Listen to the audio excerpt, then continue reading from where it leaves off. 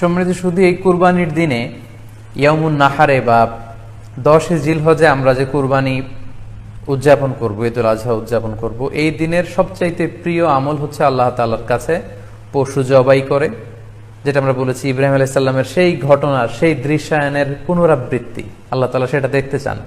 আমরা পশু জবাই করে রক্ত প্রবাহিত করে দেয়া, এটা আল্লাহ তাআলার কাছে খুবই পছন্দনীয়। সুনানে তিরমিজিতে এসেছে, আয়েশা রাদিয়াল্লাহু তাআলা আনহা থেকে বর্ণিত, তিনি বলেন, আন্না রাসূলুল্লাহ সাল্লাল্লাহু আলাইহি ওয়াসাল্লাম ক্বাল, আল্লাহ রাসূল সাল্লাল্লাহু আলাইহি ওয়াসাল্লাম বলেছেন, মা আমিলা আদামিয়ুন মিন আমালিন ইয়াউমান নাহার আহাব্বা ইলাল্লাহি মিন ইহরাকিদ দাম। অর্থাৎ ইয়াউমুন নাহারে 10 জিলহজে পশু কুরবানি দিয়ে সে পশুর রক্ত প্রবাহিত করে দেওয়ার চেয়ে শ্রেষ্ঠ কোনো আমল আর আল্লাহর কাছে হতে পারে না। এর চেয়ে কোনো প্রিয় আমল আল্লাহর কাছে নেই। তার মানে কুরবানির দিনে সবচাইতে প্রিয় আমল, আল্লাহর কাছে পছন্দনীয় আমল হচ্ছে কুরবানি করা। তাই আমাদের যাদের সাধ্য আছে আমরা যেন বেশি বেশি কুরবানি করি। সম্মানিত, শুধু আমরা জানি যে এই কুরবানিকে আল্লাহ তাআলা আমাদের উপর আবশ্যক করেছেন। কুরবানির হুকুম সম্পর্কে যদি বলি তাহলে বলবো যে এটা ওয়াজিব হানাফি স্কুল অফ থট অনুযায়ী, কিন্তু অন্যান্য মাযহাবে এটাকে সুন্নাতে মুআক্কাদা বলা হয়েছে। মেজরিটি স্কলাররা, জুমহুরুল ফুকাহা, ইমাম শাফিঈ, আহমদ এবং ইমাম মালিকদের মতে, তাদের মতে এটা হচ্ছে সুন্নাতে মুআক্কাদা। কিন্তু হানাফি মাযহাবে এই কুরবানি করা হচ্ছে ওয়াজিব। যেহেতু আমরা আমাদের বাংলাদেশে বেশিরভাগই হচ্ছে হানাফি মাযহাবের অনুসারী, সো এটা কিন্তু আমাদের জন্য অবধারিত। যাদেরকে আল্লাহ তাআলা সম্পদ দিয়েছেন, টাকা পয়সার মালিক বানিয়েছেন, স্বাবলম্বী করেছেন, আমাদের প্রত্যেকের উপর কিন্তু এই কোরবানি করাটা ওয়াজিব। সম্মানিত, শুধুই আমি রিকোয়েস্ট করব আপনারা এই লাইভটি শেয়ার করে দিবেন, যাতে করে আপনাদের অন্যান্য ফেসবুক বন্ধুরা আজকের লাইভের এই আলোচনাটি থেকে উপকৃত হতে পারে। আমরা আজকে কুরবানি নিয়ে কিছু কথা শেয়ার করবার চেষ্টা করব ইনশাআল্লাহ। কুরবানির প্রসঙ্গটা আসলেই আমাদের স্মৃতির মানসপটে আমাদের ইব্রাহিম আলাইহিস সালাম এবং ইসমাঈল আলাইহিস সালামের যে কুরবানি, ওনাদের যে আত্মত্যাগ, এই দৃশ্যপটটি কিন্তু আমাদের চোখের সামনে ভেসে ওঠে। আমরা জানি যে ইব্রাহিম আলাইহিস সালাম আল্লাহ তাআলা সন্তুষ্টির জন্য স্বীয় পুত্র ইসমাঈল আলাইহিস সালামকে কুরবানি করতে চেয়েছিলেন, এবং সেই প্রসঙ্গ থেকেই কিন্তু আমরা প্রতি বছর জিলহজের 10 তারিখে কুরবানি করে থাকি। এবং এই দৃশ্যটি আল্লাহ তাআলার কাছে এতই ভালো লেগেছিল, এই আত্মত্যাগের দৃশ্যকে আল্লাহ তাআলা স্মরণীয় করে রাখবার জন্য কিয়ামত পর্যন্ত সব বিশ্বাসীদের জন্য এই জিলহজের একই টাইমে, জিলহজের 10 তারিখে কুরবানি করাটাকে আল্লাহ তাআলা আমাদের উপর অবধারিত করে দিয়েছেন। এই বিষয়টি সূরাতুস সাফাতের 105 নম্বর আয়াতে আল্লাহ তাআলা এভাবে ইরশাদ করছেন, ফালাম্মা বালাগা মাআহুস সা'য়া ক্বালা ইয়া বুনাইয়া ইন্নী আরা ফিল মানামি আন্নী আযবাহুক ফানজুর মাযা তারা। অর্থাৎ ইসমাঈল আলাইহিস সালাম যখন একটু বড় হলেন, বাবার সাথে হাঁটতে পারেন, দৌড়াদৌড়ি করতে পারেন, ঠিক তখন ইব্রাহিম আলাইহিস সালাম স্বপ্নে দেখলেন যে তিনি ইসমাঈল আলাইহিস সালামকে কুরবানি করছেন, এবং স্বপ্ন দেখেই তিনি সরাসরি ছেলের সাথে কনসালটেশনে গেলেন, পরামর্শ করলেন যে বাবা, আমি তো স্বপ্নে দেখেছি যে আমি তোমাকে কুরবানি করছি, ফানজুর মাযা তারা, what do you think about it, what's your opinion about it, তোমার মতামত কি সেটা তুমি আমাকে বলো। তখন সাইয়েদনা ইসমাঈল আলাইহিস সালাম অত্যন্ত সাহসিকতার সাথে বলিষ্ঠ একটি জবাব দিয়েছিলেন, সেটাও আল্লাহ তাআলা কোরআনে সরাসরি কোট করেছেন। তিনি বলেছিলেন, ক্বালা ইয়া আবাতি ফাআল মা তু'মার সাতাজিদুনি ইনশাআল্লাহু মিনাস সাবিরিন। অর্থাৎ, হে আমার সম্মানিত পিতা, আপনি যেমনটি স্বপ্নে দেখেছেন, আল্লাহ তাআলা আপনাকে যেমন আদেশ করেছে আপনি ঠিক তেমনটিই করুন। আপনি ভয় পাবেন না, ইনশাআল্লাহ আপনি আমাকে ধৈর্যশীলদের অন্তর্ভুক্ত পাবেন। একটু কি কল্পনা করা যায় যে সাইয়েদনা ইসমাঈল আলাইহিস সালাম ছোট্ট শিশু, তিনি যখন শুনলেন যে বাবা তাকে কুরবানি করবে, জবাই করবে, তার প্রত্যুত্তরে তিনি বলেছিলেন, বাবা, আমি ভয় পাচ্ছি না, আমি আপনাকে নিয়ে চিন্তিত, আপনি ভয় পাবেন না, বরং আপনি যা আদিষ্ট হয়েছেন আপনি তাই করেন। কারণ নবীরা যখন স্বপ্নে কিছু দেখে, সেটা সাধারণ মানুষের মতো স্বপ্ন নয়, সেটা ওহী, সেটা আল্লাহর পক্ষ থেকে আদেশ। তো আপনি আমাকে ধৈর্যশীল পাবেন, আপনি ভয় পাবেন না। সাইয়েদনা ইব্রাহিম আলাইহিস সালাম ইসমাঈল আলাইহিস সালামকে কুরবানি করতে শুরু করলেন, জবাই করতে শুরু করলেন। আল্লাহ তাআলার কাছে দৃশ্যটি এত ভালো লাগলো, আল্লাহ তাআলা সাইয়েদনা জিবরাইল আলাইহিস সালামকে দিয়ে জান্নাত থেকে একটি বকরি বা মেষ পাঠিয়ে দিলেন, সাইয়েদনা ইসমাঈল আলাইহিস সালামকে ছুরির নিচ থেকে সরিয়ে ফেলা হলো, আর সেখানে ইসমাঈল আলাইহিস সালামের পরিবর্তে একটি জান্নাত থেকে আনা বকরি বা ছাগলকে সেখানে কুরবানি করা হলো। আল্লাহ তাআলা বললেন, কদ সাদ্দাকতার রুইয়া, ইব্রাহিম তুমি তো তোমার স্বপ্নকে সত্যায়ন করেছো, বাস্তবে রূপান্তরিত করেছো, তুমি তো এই কঠিন পরীক্ষায় সফলতার সাথে উত্তীর্ণ হয়েছো।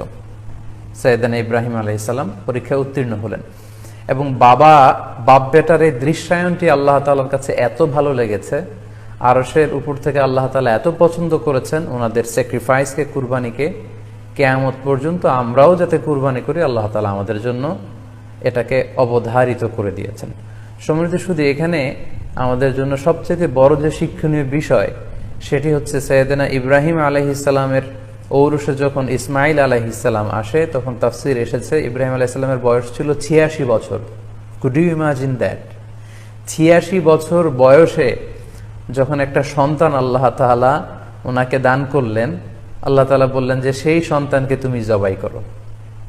আমরা অনেক দম্পতির কথা জানি, তাদের সন্তান হয় না, 15 বছর, 20 বছর, 25 বছর পর অনেক সময় তাদের সন্তান হয়। সেই সন্তানটাকে তারা কত পছন্দ করে, সেই বাচ্চাটাকে তারা কত আদর করে।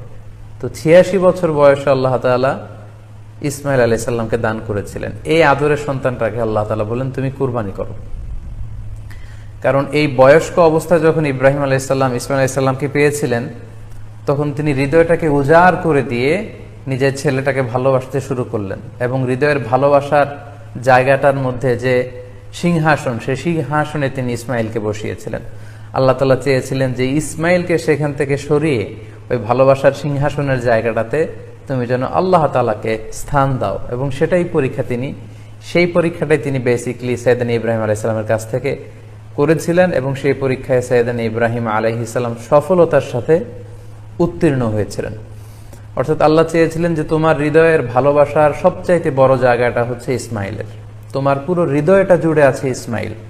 আমি চাই তুমি আমার সন্তুষ্টির জন্য এই ইসমাঈলকে বিলিয়ে দাও, এই ইসমাঈলকে কুরবানি করে দাও। সম্মানিত শুধু এই স্টোরিটা থেকে আমাদের জন্য শিক্ষা হচ্ছে যে সাইয়েদনা ইব্রাহিম আলাইহিস সালামের হৃদয়ের সবচাইতে পছন্দনীয় বিষয়টা ছিল ইসমাঈল। তিনি ইসমাঈল আলাইহিস সালামকে, নিজের ছেলেকে বেশি পছন্দ করতেন। ইব্রাহিম আলাইহিস সালামের হৃদয়ে যেমনি ইসমাঈল ছিল, আমাদের প্রত্যেকের হৃদয়ে কিন্তু এরকম এক একটা ইসমাঈল আছে, কল্পিত ইসমাঈল, রূপক ইসমাঈল।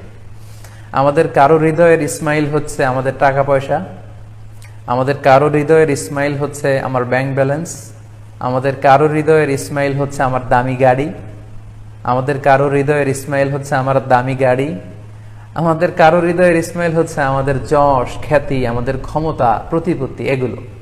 আল্লাহ তাআলা চান আমাদের প্রত্যেকের যার যার হৃদয়ের ইসমাঈল যেটা, সেটাকে আমরা আল্লাহ তাআলার সন্তুষ্টির জন্য উৎসর্গ করতে পারবো কিনা, আল্লাহ তাআলার খুশির জন্য, সেরেফ শুধুমাত্র আল্লাহ তাআলার জন্য আমার হৃদয়ের ইসমাঈলটাকে আমি স্যাক্রিফাইস করতে পারবো কিনা, এই শিক্ষাটা দেওয়ার জন্যই বেসিক্যালি আল্লাহ তাআলা এই কুরবানিকে আমাদের জন্য প্রেসক্রাইব করেছেন। আল্লাহ তাআলা চান যে আমাদের হৃদয়ের পুরো জায়গাটা জুড়ে যেন আল্লাহ তাআলার সন্তুষ্টি, আল্লাহ তাআলার ভালোবাসা, আল্লাহকে যে আমরা ফিল করি, আল্লাহকে যে আমরা ভয় পাই, সেই জায়গাটাতে যেন আমরা আল্লাহ তাআলাকে রাখতে পারি। এটাই মূলত আল্লাহ তাআলা আমাদের কাছ থেকে চান, এবং আমাদের জীবনের সব কাজগুলি হবে শুধুমাত্র কেবলমাত্র আল্লাহ তাআলার সন্তুষ্টির জন্য। এজন্য বিশ্বনবী সাল্লাল্লাহু আলাইহি ওয়াসাল্লামকে কিন্তু আল্লাহ রাব্বুল আলামিন শিখিয়ে দিয়েছেন যে কুল ইন্না সলাতি ওয়া নুসুকি ওয়া মাহইয়ায়া ওয়া মামাতি লিল্লাহি রাব্বিল আলামিন। হে নবী, আপনি বলুন যে আমার নামাজ, আমার কুরবানি, আমার জীবন, আমার মরণ সবটাই তো আল্লাহর জন্য। তাই আমাদের হৃদয়ে যদি আমরা আল্লাহকে স্থান দিতে পারি, আমাদের সব কিছু, সাইয়েদনা ইব্রাহিম আলাইহিস সালাম যেমনি নিজের প্রিয় পুত্র সন্তানকে কুরবানি করেছিলেন, ঠিক তেমনি ভাবে আমাদের হৃদয়ের ইসমাঈলটাকেও যদি আমরা আল্লাহর সন্তুষ্টির জন্য স্যাক্রিফাইস করতে পারি, কুরবানি করতে পারি, তাহলেই কিন্তু এই কুরবানির শিক্ষাটা আমাদের জন্য বাস্তবায়িত হবে বা সফল হবে। এবং এই শিক্ষাটা দেওয়ার জন্য আল্লাহ তাআলা এই কুরবানির বিধানকে আমাদের জন্য জারি করেছেন, যে আমাদের হৃদয়ে শুধু আল্লাহ তাআলার ভয় থাকবে। এবং এই যে আমরা কুরবানি করবে, কুরবানির রক্ত, গোশত, চামড়া কোনোটাই কিন্তু আল্লাহ তাআলার কাছে পৌঁছে না, পৌঁছে হচ্ছে আমাদের হৃদয়ের ভয়, তাকওয়াটা আল্লাহ তাআলার কাছে পৌঁছে। সূরাতুল হাজ্জের 37 নম্বর আয়াতে আল্লাহ বলছেন, লা ইয়ানালাল্লাহা লুহুমুহা ওয়ালা দিমাউহা ওয়ালাকি ইয়ানালুহুত তাকওয়া মিনকুম। এই কুরবানির রক্ত, কুরবানির গোশত, এগুলো তো আল্লাহর কাছে পৌঁছে না। আল্লাহর কাছে পৌঁছে হচ্ছে তোমাদের তাকওয়া।